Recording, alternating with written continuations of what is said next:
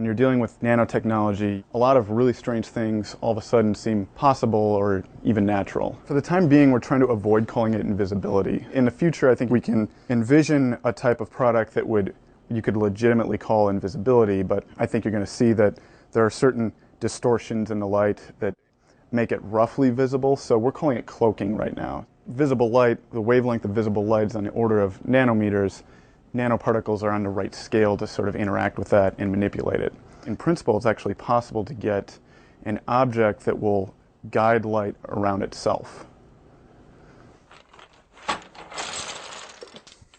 The sphere is this sort of easiest shape to do. Right now we can only cloak convex shapes, and that has to do with the sharp angles. So things like spheres and even cylinders, for the most part, we can do a pretty good job with. Squares, we can do it halfway decent job with, and then when we get to things like triangles where they have the more acute angles, that's where it sort of bends the light in a problematic way.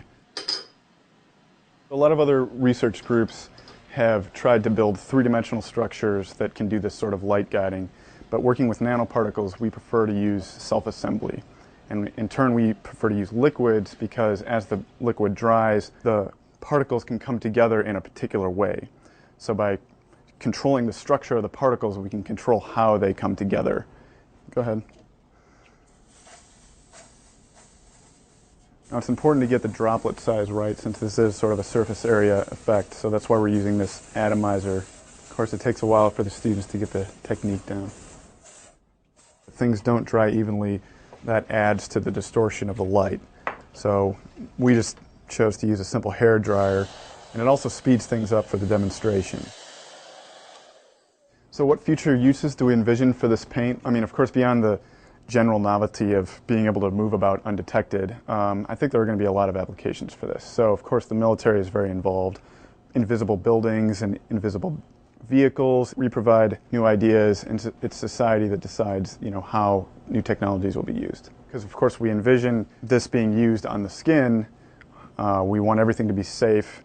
If this stuff gets onto the wrong hands, reverse engineered by people who wish to do harm. I mean, it sounds like a movie or something, but that's the kind of thing I think that keeps me up at night a little bit. Well, basically, the words would be too great to say teleportation, but in a way, the broken key has disappeared from the current location and it showed up in a different ion chamber